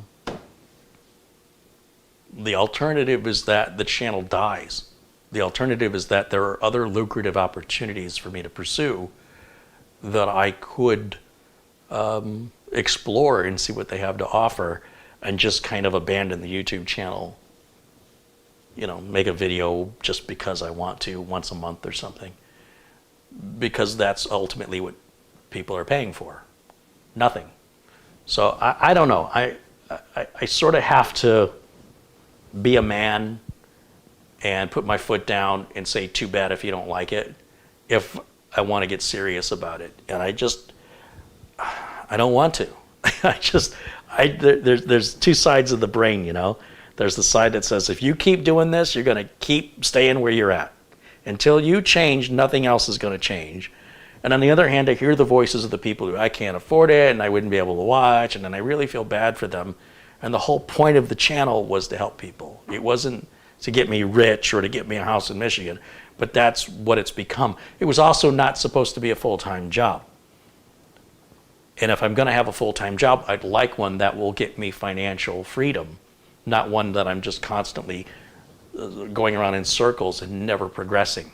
I've had enough of those jobs. I don't want another one like it. And that's what this is becoming, and I'm going to have to do something one way or the other. I'm kind of procrastinating. It's not an easy decision, and I don't take it lightly, but it's coming.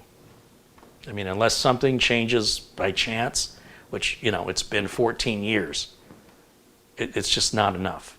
So it's never likely going to change until I force it to change.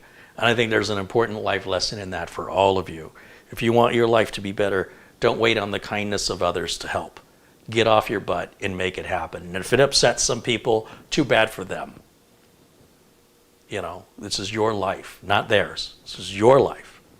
You've got to do what you need to do to live your life to where you want to be. And it's not going to happen by relying on the kindness of strangers. You're going to have to be ruthless. Guys like Jeff Bezos and Elon Musk and Mark Cuban, these guys are ruthless. Heck, if you go to relentless.com, that's Amazon. That's what the name of the company was going to be. I'm not being metaphorical. You have to be relentless to reach those levels of success. Not that I want that level of success, but I'm done living the way I've been living my whole life. It's just too much. I've had enough. Relentless.com.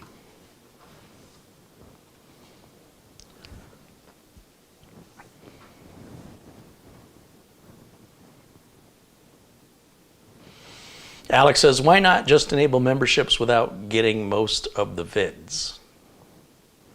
Yeah, I don't know what I'm going to do yet. There's a lot of options.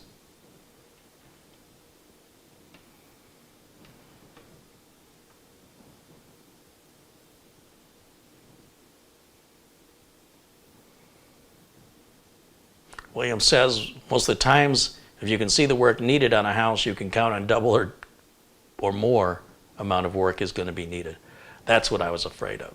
You know, what I can see on the surface was worrisome. What's under the surface, I didn't want to think about it.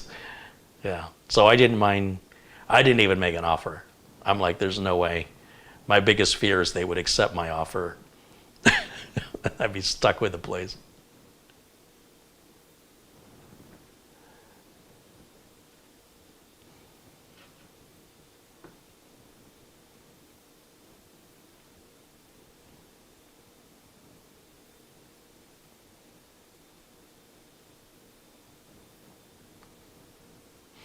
You won't get fat, build your own house. I did the math on building my own house. It looked like it's going to cost around $600,000 to build my own house, and that's assuming I can find the workers and get the permitting and have it done in any expedient amount of time. Waiting on the city to make approvals and then safety inspections for everything from plumbing to electrical to the roof. And then on top of that, finding the workers during this pandemic, and especially during the Great Resignation, where here in America, nobody wants to work. So unless I'm building an off-grid log cabin out of a kit, it's going to cost me more money and take more time to build my own house in this era right now in January of 2022. I've already done the research.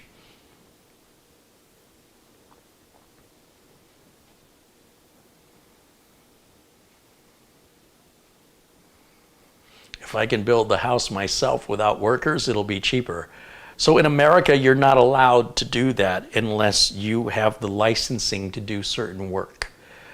You have to, for example, submit architectural plans to the city for approval. What do you think I'm going to do? Just fire up AutoCAD and design my own house? It's not that easy. So you're going to have to pay an architectural firm to draw up something that is structurally sound. And that can take months.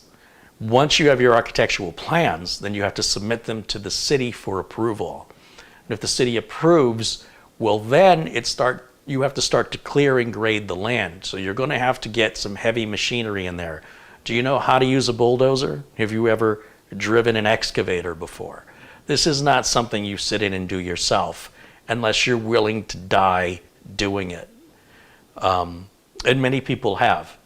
When it comes to electrical and plumbing, you will also need to have certifications in order to do that work, and it must meet with city code, and they will prevent you from moving your construction forward until it does.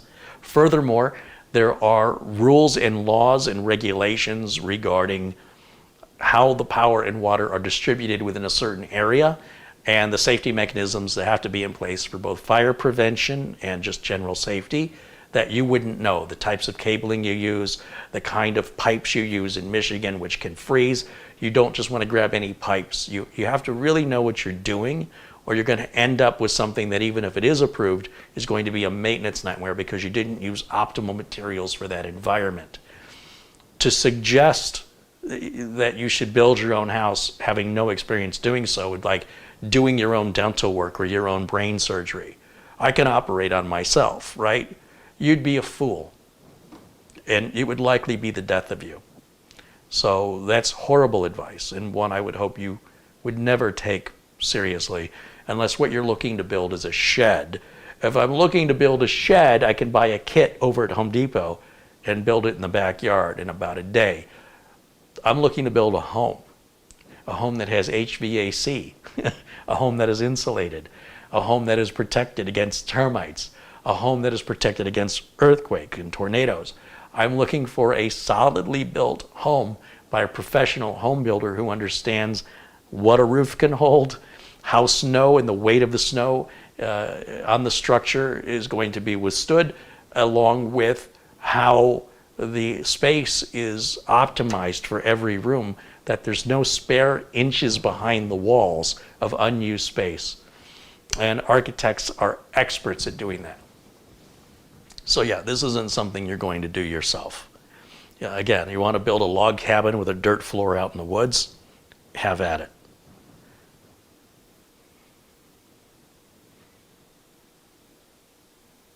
There's a delusion that exists within our society that everything you need to know is online. And that may be true for some things, but it is not true for areas of expertise regarding many laws, many engineering. Anything to do with engineering, you're likely not going to find online, not with any depth or detail. There's a reason why people go to college, and there's a reason why people have careers, and there's a reason why people have one career and not three. Oh, I'm an engineer, and I'm an attorney, and I'm a surgeon. No, you're not. You will pick one of those things, and you will spend and dedicate your life to doing the best you can at it without ever really doing anything mind-blowing to make your name known in your industry. So, to try and combine all of these things into one to build a house is preposterous. It's delusional. I wish life were that easy. Says some people sent some PayPal contributions. Let's check and see what's come in. $5 has come in from Dustin Fuller. Hey, Dustin, thank you for that. And an Amazon gift card for $50 too. Right on. Appreciate you. And that looks like it. Well, I do appreciate the contributions. I do appreciate the support. It all helps. It absolutely helps. In fact, even this build here wouldn't have been possible without your contributions. And it helps this kind of content. If you want to see more content like this, do understand anytime you see me do a build, there's about $1,000 on this bench. And right now there's 23 other builds, all right? That's easy math. That's about $23,000, probably a little more than that, in computer hardware that I've got to get through. My goal is to get through these builds in 2022 and to not do them anywhere near as frequently. It's just not good business sense to be dropping this kind of money. When I sell these, I am selling these at cost. So if anybody wants to buy, like this computer, for example, you'd say, hey, on the video you did on this day, on January 18th, 2022, you said that computer was available for sale. Is it for sale, and how much is it? You can pretty much know how much it is by pricing out all these parts. How much is the processor, the cooler, the power supply, the case, the motherboard, the RAM, the storage, and add that number up, and then it's about $125 to ship it. That's what your cost is going to be. Now, if you want to change the RAM to something cheaper, you want to change the solid state drive to something cheaper, sure, I can do that. No big deal to me. But, I'm not getting rich from that. I'm just breaking even, because then I can take that money and go buy some more parts and do the whole thing all over again. But it's not getting me ahead. It's kind of keeping me right at the same place. The systems that I build should be charged a premium, quite frankly, for the care and the handcrafted nature of a single builder, going through it entirely from head to toe, going through the cable management and all the details, even packing it and shipping it, should be a premium price tag for that kind of personal service. A system like this should sell for twice whatever it cost in parts. But that's not the way I run the business. And if it was, I'd probably be stuck on a lot more computers that aren't selling. So I just don't have a lot of people saying, oh, you don't charge enough, here's extra money for you. Sometimes, believe it or not, it does happen. Sometimes somebody says, well, that's not right, you're not going to make any money. I'm like, well, that's okay, I'll make money from the video, you're fine. No, here's an extra $100 or whatever. And I'm like, oh, well, thank you. I don't expect that, but I sure appreciate it. But yeah, I mean, in theory, a handcrafted computer built by a single individual specifically designed for you should have twice the price tag of whatever the hardware costs. That's a luxury service. But it is what it is. I enjoy what I do, and that's half the problem. Because I enjoy it, I get the opportunity to do it again and again. However, at the end of this year, you're going to see much, much fewer builds. I'll probably do maybe one every month or every 2 months. I want to focus more on interviews, repairs, and reviews of specific hardware. Because the builds, quite frankly, are getting quite repetitive. They're all pretty much the same. And enough other YouTube channels are already evaluating the parts. So what's the point? It's sort of, YouTube is changing and the content creators are changing. And so what I'm offering here isn't the unique thing it was in 2008. A lot of people do this now. So for me personally, I've had my fill of building computers. I've been doing it for 3 decades. I don't have to build one every week. Some of the fun of it's kind of going away, especially as things like liquid cooling and RGB are becoming a thing. I'm not interested in that. It's not why I signed up to be a tech. So I'd rather put my tech skills in reviews and in repairs, and maybe even focus on other topics like cooking or philosophy on other channels where I can sort of explore other opportunities which I feel aren't being very well covered on YouTube. Like in cooking, there's a lot of cooking videos, but a lot of it's super fancy stuff. What about for fussy eaters like me? What about the basics? What about simple? There's not enough of that. There's a great cooking channel called You Suck at Cooking. Highly recommend it. It's very unique, it's different, and it's fun. And there's also Sam the cooking guy. I think Sam the cooking guy, you know, he makes relatively simple foods using ingredients that are common. They're not like bizarre ingredients that are hard to find. Usually no more than 5 ingredients. So it's simple stuff, and he's really funny, and he's very good at what he does. But what about fussy eaters? What about those people who don't like their food touching on the plate? Where's the cooking channel for us? So I like to focus on areas that I feel aren't being served well. And I kind of feel like this whole thing of building, it's just getting old. And it's too saturated on YouTube with other builders. So I don't feel the strong motivation to do it anymore, except when somebody wants to call me and order a computer, which is how all of this started. I only built computers when somebody called and ordered one.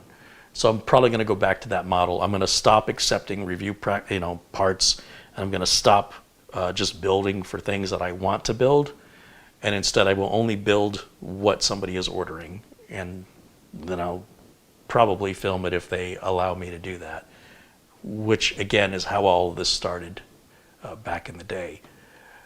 It's just too expensive, and it's too time consuming, and it's too repetitive.